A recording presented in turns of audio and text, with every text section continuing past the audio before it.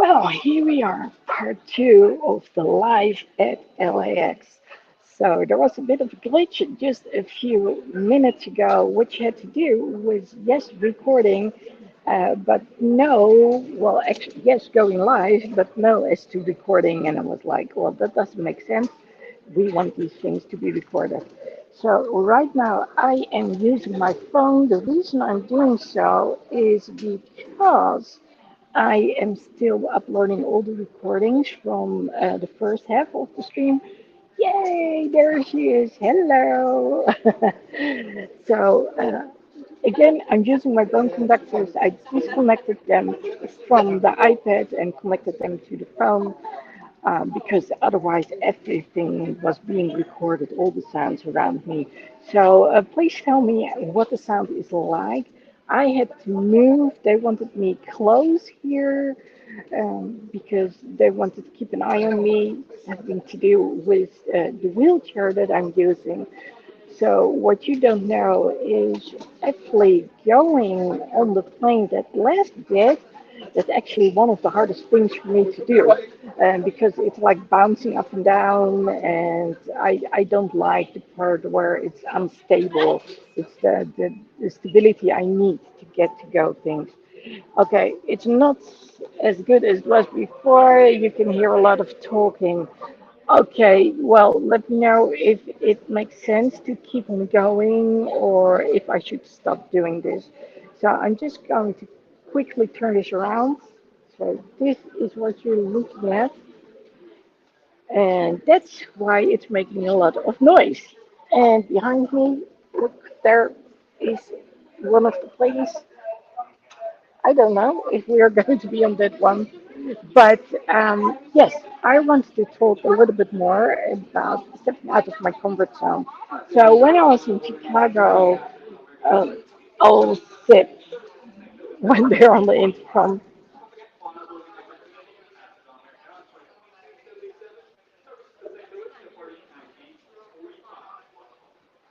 Okay, I can go on again. Well, anyway, what I wanted to say was, um,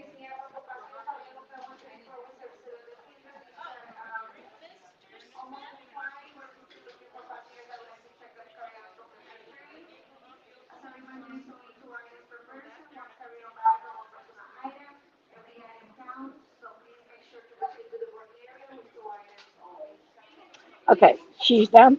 I'm continuing on again. So we were talking about the people I got to meet behind the camera, but also security. Of course, Lori Ellen, which was amazing. I love her. You keep cutting out. You only the people in the background. Well, what I actually did earlier is when the intercom was going on, I started mimicking. So you should have seen the difference in expression in my face.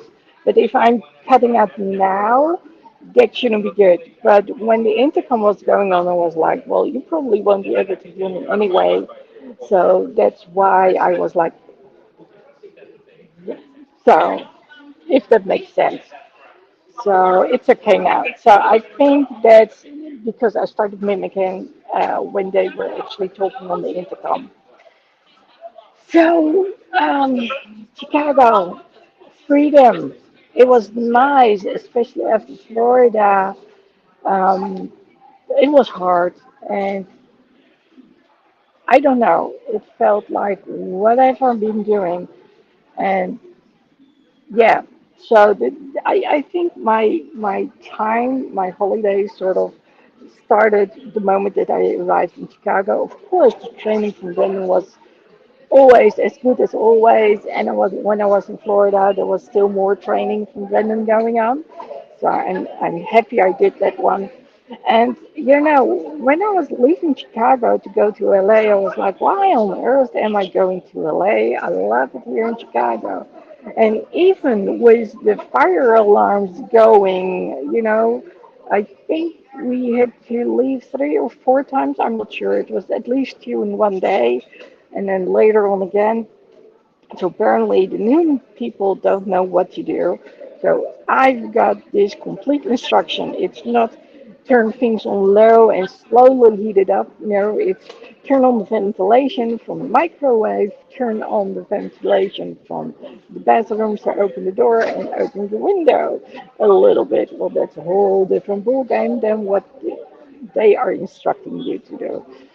So, I heard, by the way, that some people were actually thinking about having a barbecue in their room. I don't know if that's true, but rumor has it that someone did. So, I just can't believe that someone would even consider doing those kind of things.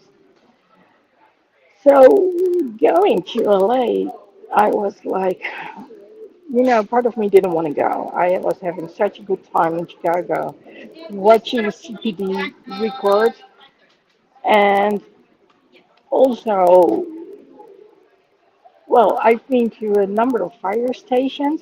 So at some point, I went to the fire station where they recorded backdraft. Now, to be quite honest, they actually did it at two fire stations. So one is where the truck actually was, and then one was where the truck was going out of, and suddenly you are in Chinatown. So that's a whole different firehouse. Anyway, when I went to the one where they had recorded backdraft, and they told me all these stories. Now, here's the thing: when it came to the firehouse from Backdraft, I used to go. I think back in '97 or something. I went to the U.S. for the first time, and back then the studios in LA, so where Disneyland is, they actually had this set. Universal Studios, and it was so cool. So I remember going a few times on the set, and you could feel the heat from the flames and everything. And I remember saying, I need to get a shirt, and my husband then said, no, you don't want to, you don't need that. So later on, I was like, I want a shirt. I want a shirt. And I found out that I needed to go to Japan in order to get the shirt. And I was like, well, that's not nice. So they removed the set, I think, for what's the cartoon was the cowboy again? Well, for that one. So I was like, yeah, that's not too much fun. Well, it's probably fun to go to Japan. I don't know. I haven't been there. I think things are very strict over there, but it's probably very, very pretty and beautiful. So having a shirt now with the backdraft logo on the back, it's actually kind of cool.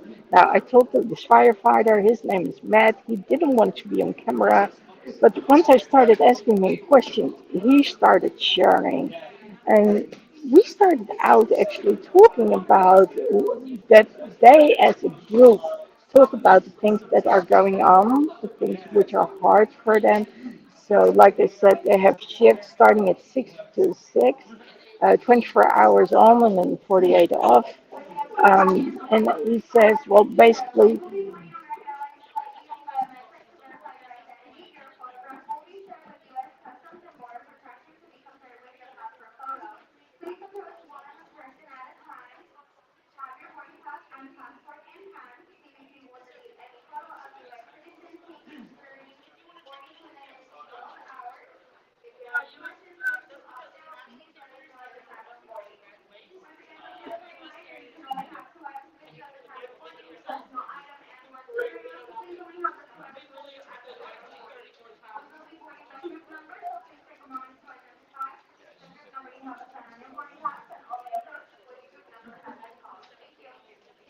okay, well, if I opted out, I think you got it by now. So when they're on the intercom, I just opt out. I just go like, so then you know what I'm doing. Okay, so getting back to talking to Matt at Backcraft Fire Station. So actually, someone else said go there. So I was at the CPD location where they were recording, and Estonol, if I say it correctly. And when you left the street, there is this firehouse, and the lady I could stay on her porch. the lady who said it was okay that I would stay on her porch, let's put it that way, on the stairs, she told me that her husband was a retired firefighter from that station nearby before he had been a police officer. So as a result, I went there. I went up there. I got to talk to them, and they said go check out the one where they recorded backdraft. So that's what I did. And when I talked to Matt, he sent me straight to Chinatown. So the fun thing is that whenever I go to a CPD set and I encounter a fire station, that usually I actually go there. So some things that I learned and I didn't know, you can equally use fire station or firehouse. Both are okay. Then, if you want to recognize which one you're talking about, you usually refer to the engine. So it's when they say fire station 8 or firehouse 8, they reference engine 8. So this was a little bit confusing because prior to it, I had been at a different station and they call themselves 8 as in 8 ball, 8 as in the positive instead of hate 8. And they have aerial 8. So that's for the high risers over there. And so, yeah, there was some confusion in which one we were talking about.